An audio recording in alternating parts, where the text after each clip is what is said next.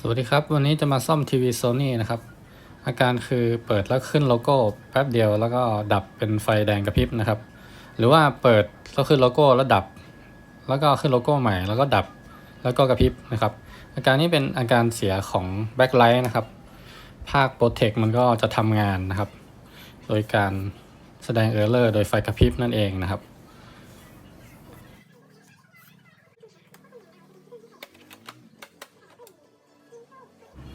สำหรับ IC ที่ใช้ในการจ่ายไฟให้หลอดแบ็คไลท์นะครับก็คือตัวนี้ครับตามรูปนะครับ BD 9397 EVF นี่นะครับเราจะทำการเปิดโปรเทคมันโดยการต่อ R 10K ลงกาวนะครับแต่ของผมใช้ 1K นะครับต่อ31ขา31กับกาวนะครับเพื่อเปิดโปรเทคดูนะครับพอเปิดโปรเทคเสร็จแล้วเราก็ลองเสียบดูนะครับเราบังคับให้มันทำงานนะครับมันก็จะติดนะครับมันก็จะติ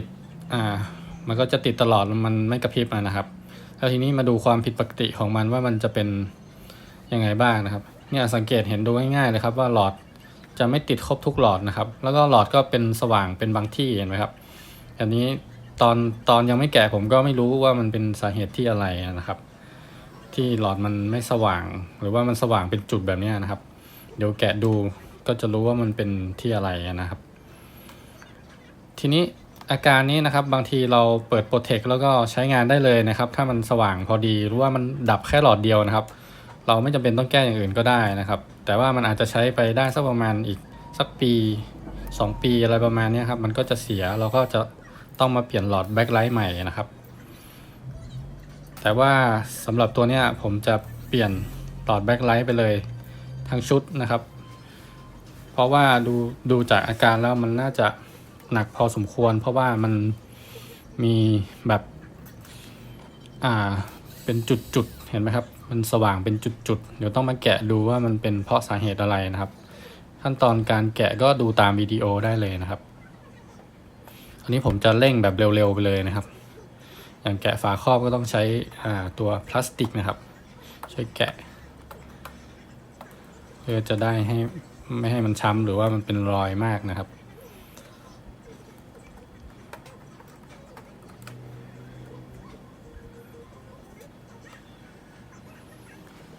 ตัวนี้รุ่นนี้จะมีกิ๊บเป็นเหล็กล็อกอยู่นะครับพยายามค่อยๆดึงออกมานะครับจะมีเทปติดอยู่แล้วก็กิ๊บล็อกอยู่ต้องเอาเทปดึงออกก่อนแล้วก็เอากิ๊บล็อกออกนะครับเสร็จแล้วก็จะมีตัวด้านบนนี้เป็นตัวล็อกครับล็อกแผงวงจรของจอนะครับเห็นไหมครับก็ต้องปลดมันออกก่อนเพื่อจะดึงจอออกไปก่อนนะครับทีนี้ผมมีที่ดูดกระจกนะครับดูดกระจกก็ดึงง่ายหน่อยใครไม่มีก็ค่อยๆแงะด้านข้างออกนะครับก็ปรากฏว่าเห็นนะครับมันหลุดออกหมดเลยครับตัวที่มันครอบ LED อยู่นะครับนี่เป็นสาเหตุของมันเป็นแสงเข้มเป็นจุดนะครับนี่ผมก็ดึงตัวล็อกฉากออกนะครับแล้วก็ดึงฉากออกไปนะครับ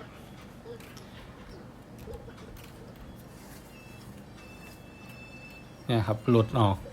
เกือบหมดเลยครับนี่ผมก็แคะมันให้มันออกจนหมดเลยนะครับแล้วก็ลองวัดเทสดูนะครับผมก็มีตัวเทสหลอด LED นะครับวัดดูก็ปรากฏว่ามันขาดอยู่แค่หลอดเดียวนะครับ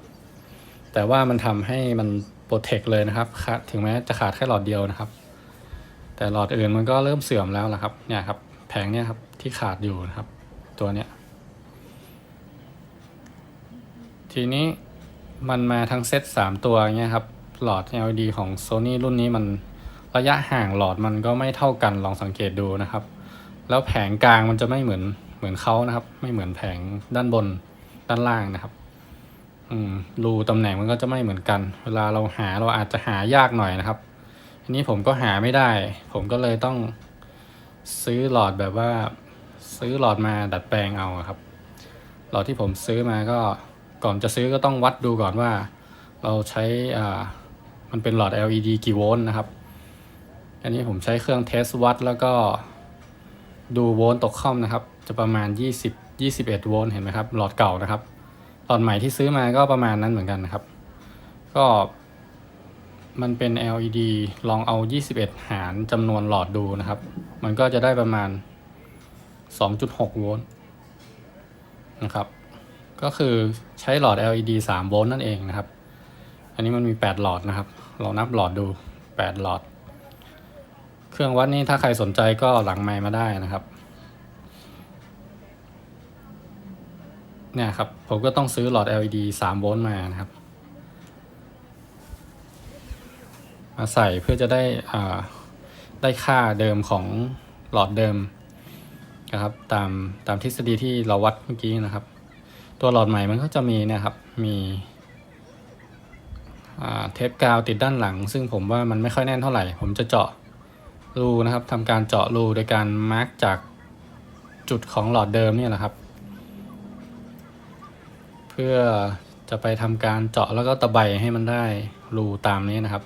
ผมก็มาร์กทั้ง3หลอดเลยนะครับทั้ง3เส้นเลยนะครับทั้ง3แผงเลยครับแล้วก็เอาไปทำการเจาะรูนะครับเผื่อเวลาล็อกมันจะได้แน่นๆนะครับเพราะว่าถ้าเราใช้เทปบางทีมันอาจจะหลุดได้นะครับเพราะว่า LED ใช้งานไปนานๆมันก็ร้อนอยู่เหมือนกันนะครับอันนี้คือเจาะมาเรียบร้อยแล้วนะครับมาร์กแล้วก็ไปเจาะไปตะไบมาเรียบร้อยแล้วนะครับแล้วก็มาเทสดูอีกทีนะครับ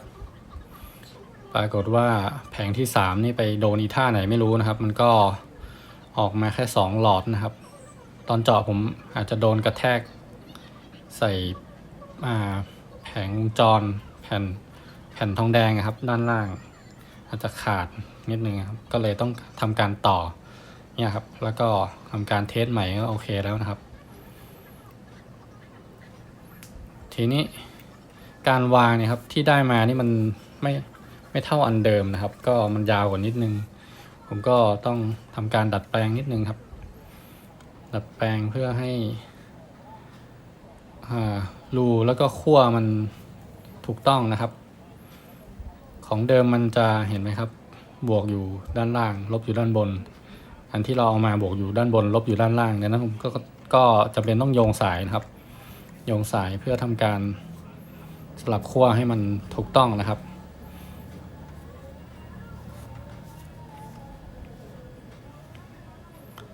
ตำแหน่งก็ต้องเปลี่ยนการจัดวางใหม่นิดนึงนะครับเพราะว่าแผงหลอดที่ได้มามันยาวกว่าแผงหลอดเดิมประมาณ2 เซนนะครับเลยต้องขยับขั้วตรงขั้วมันให้ไปติดตรงข้างครับแล้วก็ต้องตัดจุดล็อกของมันนะครับเพื่อให้มันเรียบนะครับแล้วก็เนี่ยครับที่สำคัญคือต้องให้รูล็อกนี่มันตรงนะครับส่วน LED มันจะไม่ตรงทุกหลอดเห็นไหมครับเพราะว่ามันเป็นอย่างนี้ครับมันไม่ตรงกันเท่าไหร่หรอกเพราะว่ามันเป็นหลอดดัดแปลงนะครับไม่ใช่หลอดตรงรุ่นมันถ้าหลอดตรงรุ่นมันเราก็มาใส่เป๊ะก็ได้เลยนะครับแต่ทีเนี้ยบางทีเราหาไม่ได้เราก็ต้องใช้วิธีนี้ครับผมก็เลยแสดงวิธีการกรีดฉากนะครับกรีดฉากเพื่อให้หลอด LED โผล่ออกมาให้ได้นะครับแล้วมันก็จะมีรูแบบนี้นิดๆหน่อยๆไม่เป็นไรครับเพราะเดี๋ยวเราใส่ฉากใส่อะไรไปแล้วแสงมันจะขึ้นมาข้างหน้ามันจะไม่เห็นแล้วครับรูพวกนี้ครับอันนี้ผมก็ทำการประกอบแบบคร่าวๆนะครับประกอบเพื่อให้ทดสอบการทำงานของหลอดนะครับมันจะเปิดแป๊บเดียวแล้วมันจะโปรเทคไปนะครับเพราะว่าเราไม่ได้ต่อครบสมบูรณ์ทั้งหมดเนี่ยเราเทสแค่ว่าหลอดมันทำงานครบทุกหลอดก็โอเคแล้วนะครับแบบนี้เดี๋ยวเราก็ทำการใส่ฉากประกอบเข้าไปเหมือนเดิมนะครับฉากรุ่นนี้เขาจะยึดด้วยตัวยางนะครับตัวยางสีเทาๆสีฟ้าๆครับฉากรุ่นนี้นะครับเพื่อจะทำให้ฉากมันตึงนะครับแล้วก็ตัวยางนี่มันทำหน้าที่2 อย่างคือยึดฉากให้ตึงกับวางเป็นตัวรองของจอนะครับถ้าเราใส่ผิดตำแหน่งเราจะวางจอแบบไม่ได้นะครับหรือว่ามันจะวางจอแบบไม่ค่อยเรียบเท่าไหร่นะครับต้องดูดีๆนะครับยางถอดมายังไงก็ต้องใส่ให้เป็นอย่างนั้นนะครับอันนี้ก็ข้างๆนี่ใส่ก็ต้องระวังนิดนึงนะครับมันจะมีสายแพรของจออยู่นะครับถ้าเราไปใส่โดยไม่ยัดสายแพรเข้าไปในร่องนะครับเดี๋ยวพอเวลาเราประกอบ ลาสติกข้างหน้าที่ครอบข้างหน้ามันนะครับมันไปงับสายเดี๋ยวจอเสียได้นะครับนี่ก็ล็อกกิฟเหมือนเดิมนะครับจัดทุกอย่างให้เข้าตำแหน่งเดิมครับประกอบคืนว่างั้นเถอะครับตอนนี้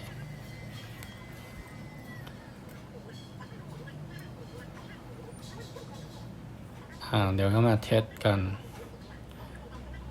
ถ้ามันติดโปรเทคแล้วเวลาเราเทสใหม่ประกอบเสร็จเราก็ต้องกดปุ่ม power อีกทีนะครับเพราะไม่งั้นแล้วมันจะไม่ออกนะครับนี่คือโลโก้มาละเนี่ยครับจะสังเกตเห็นว่าภาพ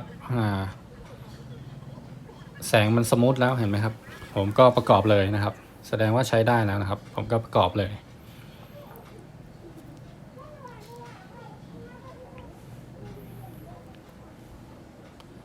การประกอบผมก็ไม่อธิบายอะไรมากนะครับก็ถอดยังไงก็ประกอบไปอย่างนั้นแล้วกันนะครับ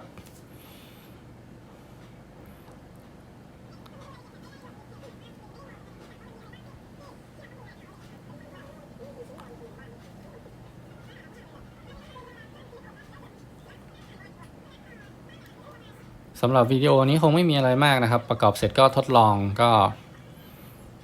เดี๋ยวภาพก็มาเราก็เทสการทำงานแค่นี้ก็จบนะครับเนี่ยครับดูมันสมูทนะครับสมูทแล้วนะครับก็คือแสงมันสมูทแล้วครับพอเราเอาภาพเข้าก็ปกติสว่างนะครับโอเคแบบนี้มันก็ไม่โปรเทคละเพราะว่าเราแก้จุดโปรเทคมาแล้วครับจุดโปรเทคผมก็จะไม่ปลดนะครับเพราะว่าตัวนั้นมันจะเวลา LED เสื่อมนิดหรือว่าผิดรุ่นมันอาจจะโปรเทคได้นะครับก็ค้างไว้อย่างนั้นเลยครับตัวนั้นนะครับสำหรับคนที่ไม่อยากเปลี่ยนทั้งแผงก็ใส่โปรเทคไว้แค่ตัวเดียวก็ได้แล้วนะครับถ้าเป็นอาการนี้นะครับแต่อย่างที่ผมว่ามันอาจจะใช้ได้อีกสักปี2ปีเดี๋ยวมันจะมืดนะครับจอมันจะมืดเพราะว่าหลอดมันจะขาดไปอีกหลายหลอดแล้วมันก็ไม่โปรเทคสักทีเงี้ยนะครับแต่มันก็ใช้ได้นะครับพูดถึงนะครับแต่ถ้าใครอยากเปลี่ยนใช้นานๆหน่อยก็เปลี่ยนหมดทุกหลอดนะครับสำหรับวิดีโอนี้คงมีเพียงเท่านี้ครับขอบคุณที่ติดตามรับชมครับผมสวัสดีครับ